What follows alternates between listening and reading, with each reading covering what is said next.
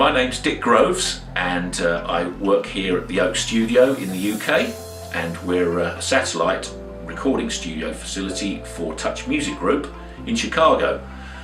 I've been working for them for about 7 years now, and I'm the main producer in the UK, and a lot of their artists come here to record, and in some instances I record with artists around the country and around the world.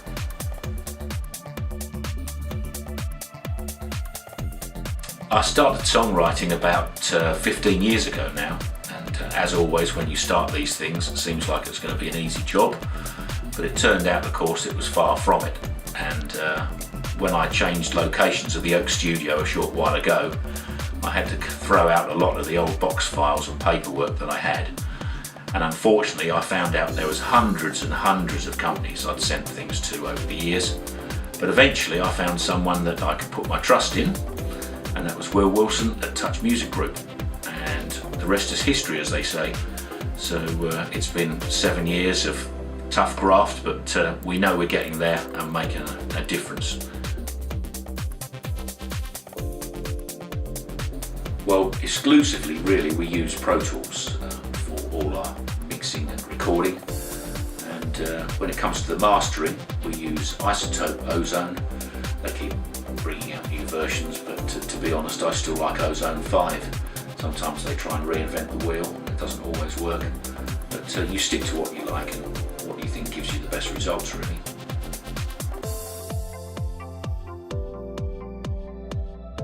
And here at the Oaks we produce and write a number of different genres, from jazz to pop rock to top 40.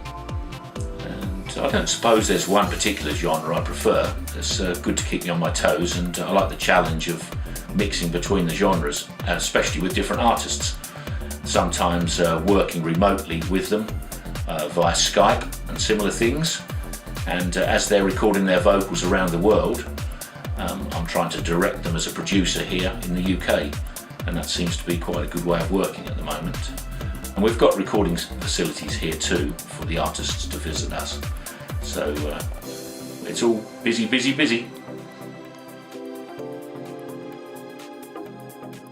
Well, I suppose due to the fact it was a lot of years ago, it was a very long time ago, probably mid-70s when I got my first drum kit. And I didn't know, I was so excited, but I suppose for the next 10 years I was effectively just a drummer. Over the years I developed into other instruments which I love playing too. There's always a question of time and whether you've really got enough to practice each individual instrument. So I also play a bit of guitar and saxophone and keyboard, but I still long to play the drums again, but it may well happen very soon. We'll see how well the studio does. But being able to do something with all these instruments makes my job a lot easier, because it means that using all the equipment that we've got here at the Oaks, I can actually manufacture and produce all the songs here without having to rely on others, which sometimes is a good thing, sometimes a bad thing, but always a challenge.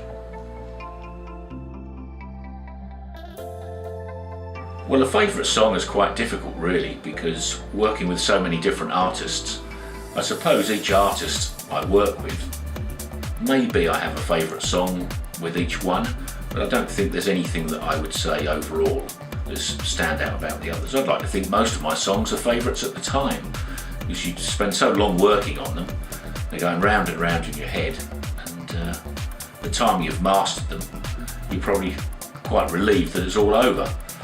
But to quote an old Quincy saying, of course, they're never really finished, they're just abandoned, which is very accurate really when you come to production of songs.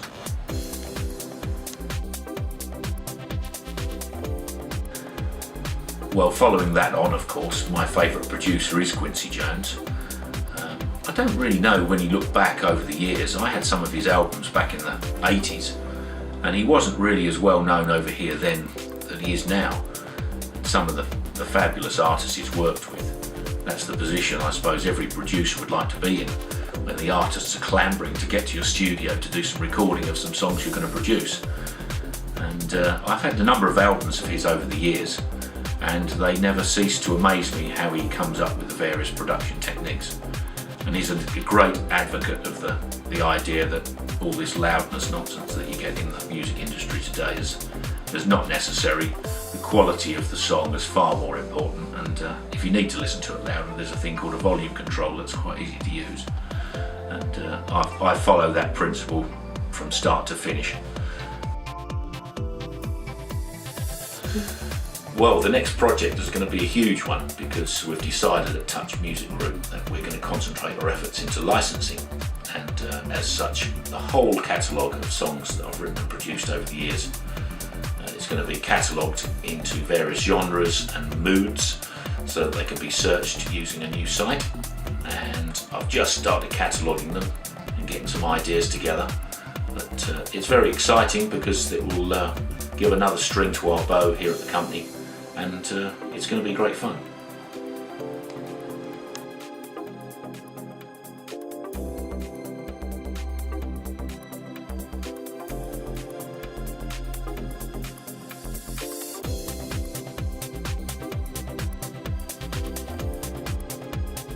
Well, the next I can't even say it. I will keep going, I was getting horny.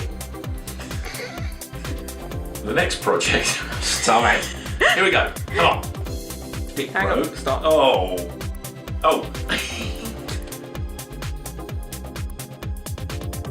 And just working in one on their own. That doesn't even make sense.